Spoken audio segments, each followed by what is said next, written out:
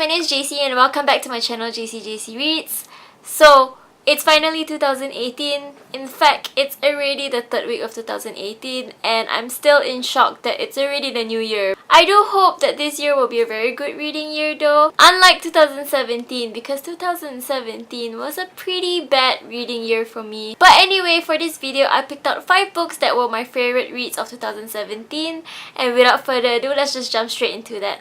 All these books that I will be mentioning in this video are in no particular order, except for the last book which I will mention because that will be my favorite book of 2017. But anyway, starting off with the first book in my list, it is Shadow and Bone by Leigh Bardugo. When I say Shadow and Bone, I actually mean the whole series. Shadow and Bone, Siege and Storm, Ruin and Rising, they all were amazing and I cannot believe I did not jump on this bandwagon sooner. If you guys didn't already know what the Grisha trilogy is about, it's basically set in a magical world whereby there are humans and Grisha. The Grisha are basically people who have magical abilities such as healing people and also creating magical elements. Shadow and Bone, which is the first book, follows our main character Alina, who soon discovers that she is not human because she also possesses her own form of magical ability, which makes her a Grisha as well. Alina's power is unique, unlike any other Grisha, and basically this story follows her as she grows and learns how to control her power as well as protect herself from people who are hunting her down in order to use her ability. It's action-packed, it's thrilling, and I really love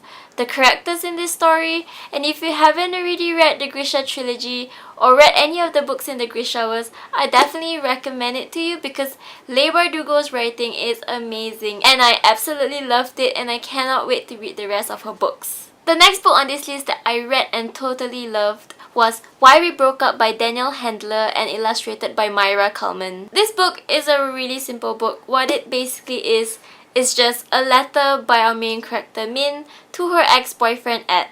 In this book, we read her personal letter to Ed, talking about how they met, everything that they've been through up until the moment that they broke up.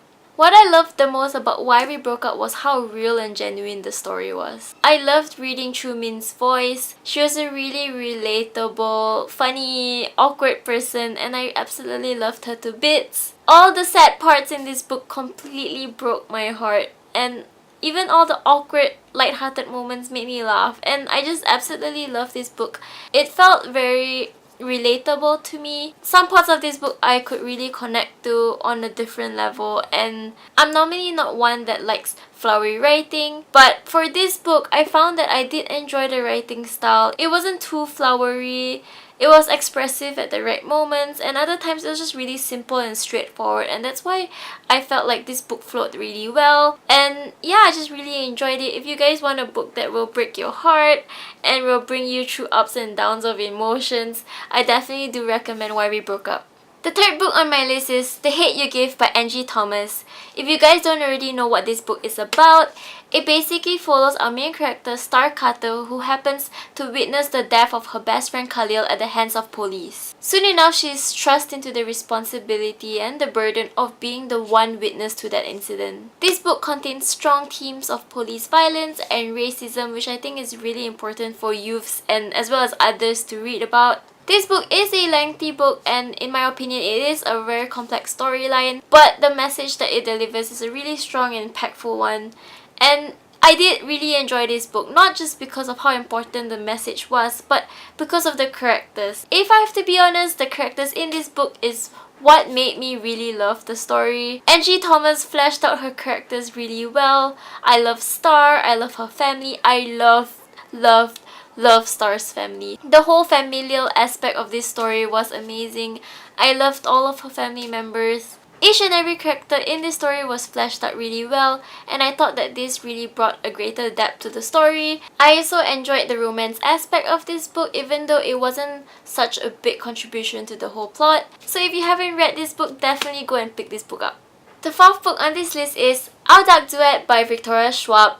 Our Dark Duet is the second and final book in the Monsters of Verity duology and I absolutely loved it to bits. Our Dark Duet follows our two main characters, August Flynn and Kate Harker, and both of them belong to two opposing sides of a divided city called Verity. In the world that this series takes place in, any form of violence will end up creating a monster.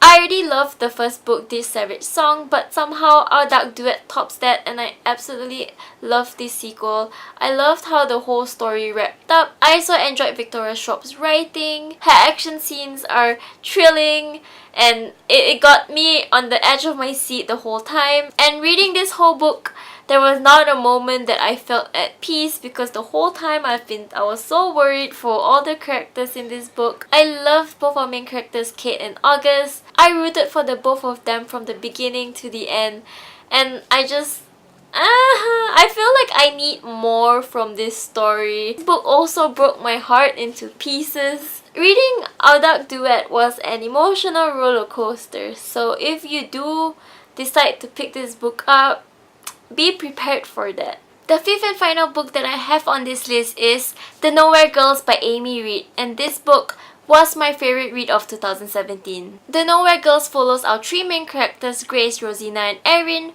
who start this group called The Nowhere Girls. These three high school girls created The Nowhere Girls, which is both a group and a movement to bring together all the girls from their high school in order to avenge for justice for a girl named Lucy who was sexually harassed by some of the boys. I cannot even begin to express how much I really enjoyed this book, and how I think it is really important for all the youths, all the young boys and girls out there to pick this book up, because it has so many important messages in it. This book isn't just about sexual harassment, it is also about fighting for gender equality, embracing your sexuality, and basically just girl power through and through. Not only that, our three main characters, Grace, Rosina, Erin, they are all diverse characters. I also loved all the other girls as well. We have such a diverse cast of characters in this book alone. Everything I want is in this book, and if you guys haven't picked The Nowhere Girls up, I definitely do urge you to do so. I don't really know why The Nowhere Girls isn't talked much about in the book community, but I hope that it does. I hope that more people read this book and just realize how great it is, because I absolutely enjoyed it. I've been recommending this book to like all of my friends, especially my girlfriends. So yes, if you're a girl, and even if you're not a girl, do pick up The Nowhere Girls, because it was just amazing. So yeah, that's it for my favorite books that I have read in 2017. Even though 2017 wasn't exactly such a great reading year for me, I'm so glad that I got to read all these amazing books, because you know, they were great and I enjoyed them. And I do hope that 2018 will be an even better reading year. So yeah, I guess that's it for my video. I hope you guys enjoyed it. Thanks for watching. I'll see you guys next time. Bye!